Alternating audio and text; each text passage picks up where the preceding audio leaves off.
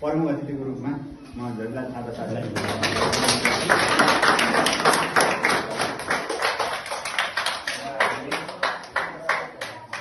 वन डडेलो थाहाको लागि सम्बन्धी विदेशमा पनि धेरै त्यस सम्बन्धी काम गरेर आउनुभएको सन्तोष भुषाललाई पनि म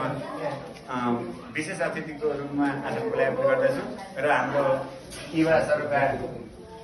महासङ्घ राखाचिका दीपक भुषालजीलाई पनि अतिथिको आसन बोलाएको गर्दछु।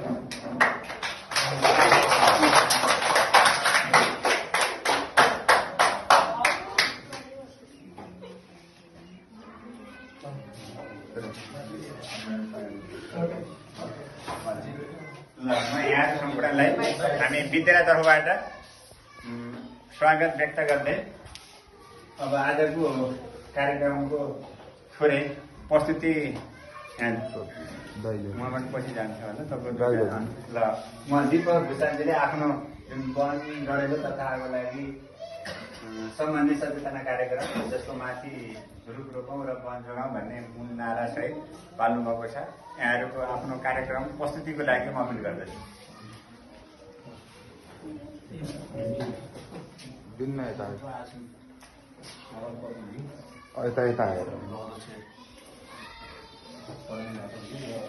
आज सबै शिक्षक र विद्यार्थीहरू यो सबैलाई आदर व्यक्त गर्न चाहन्छु र आज वन डडेलो कार्यक्रम दसवटा विद्यालयमा गर्ने भनेर हामीले 10वटा विद्यालय मध्ये एउटा फर्स्ट यो नै हो र आजको यो कार्यक्रममा विशेष त यहाँ साल उपस्थित भइसक्नु भएको छ। धेरै कुराहरू हाम्रो आज कमी भएका छन् किनभने हिजो जो हामीले गर्ने भनेर एउटा तयार गरेका छौँ तर यो पनि डडेलो सम्बन्धी कतारमा फायर एक्सटिङ्ग्विसरले काम गरेको चाहिँ भाइलाई चाहिँ मैले चाहिँ गरेका थिएँ ऊ चाहिँ हामीलाई सानो उसले गर्दाखेरि हिजो यहाँ सब आएर पनि फेरि पाएर जानुभयो त्यो कारणले आज धेरै कुराहरू यहाँ कमी पुगेको छ जस्तो लाग्छ प्राविधिक कुराहरू हामीले कुराहरू ल्याएर गर्नुपर्ने हो त्यो अलिक कम यहाँ हुन सकेन त्यसको लागि म क्षमा माग्दछु र हामीले विशेष गरेर आगो लाग्दा विशेष गरेर आगो लाग्ने मान्छेलाई दण्डको विषयमा नानी बाबुहरूले सिकाएर घर घरमा गएर आगो लगाउनु आगाले क्षति गर्छ भन्ने एउटा सचेतना नै हो खास। अब यो कार्यक्रमको उद्देश्य भनेको आगो नलागोस् ठाउँ ठाउँमा गएर यहाँका विद्यार्थीहरूले त्यो एउटा चाहिँ सचेतना फैलाउनु त्यो चेतना फैलाउनु र त्यहाँ समाजमा त्यो किसिमको प्रभाव रहन्छ आगोले कस्तो असर पार्छ आगोले कति क्षति बनाएको छ त्यो हामीले देखेका छौँ। अस्ति भर्खरै पोहोरको सालमै यहाँ मान्छेको मृत्यु पनि भएको छ र पशु चौपाया पनि मरेको हामी सबैलाई थाहा छ। आगोका असरको बारेमा अब मैले धेरै कुरा गर्नु पर्दैन यहाँ नानीहरूलाई सबैलाई थाहा छ आगोले कति क्षति गर्छ। हाम्रो यो नेपालमा त अझ आगोको हामीले विदेशमा भन्दा यहाँ बढी छ भन्छौँ तर छैन। कतार साउदीतिर त आगोको नियन्त्रण गर्नुको लागि भनेर कर्मचारी नै बनाएर राखेको हुन्छ। म पनि कतार बसेर आएको हुनाले त मलाई थाहा छ त्यहाँ झन् आगो लाग्यो भने निभाउनु बहुत गाह्रो हुन्छ। हिजो मात्रै सङ्कटकाल घोषणा गरेको आगो लागेको त्यो कारणले आगोको समस्या सानो समस्या होइन। अहिले अमेरिकामा पनि हजुरहरूले सुन्नुभयो होला अमेरिकामा पनि आगोको कारणले छेदविच्छेद क्यालिफोर्नियामा छेदविच्छेद भयो त्यस्तो चाहिँ विकसित राष्ट्रले पनि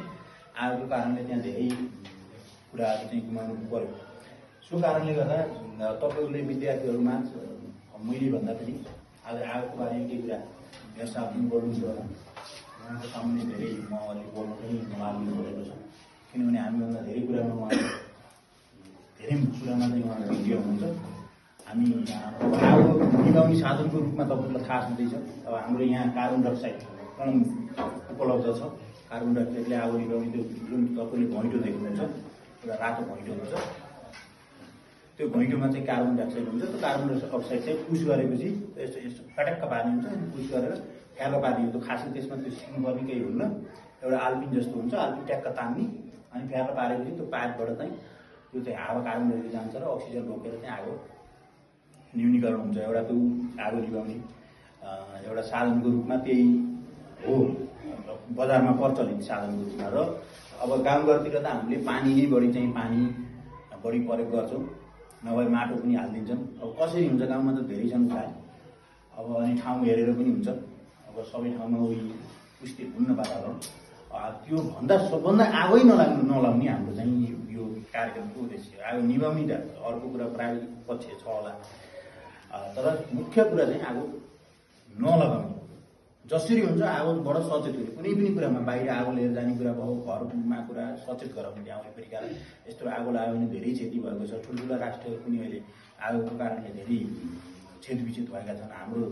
पालिका पनि धेरै भएको छ त्यही भएर त्यो कुरालाई चाहिँ आगो नलगाउने सचेतना फैलाउनको निम्ति हामीले गर्छौँ अब आज हाम्रो भाइको धेरै कमी छ यहाँ बिहे ढाड दुखेको छ भन्दा पनि मैले उसलाई जबरजस्ती लिएर आएको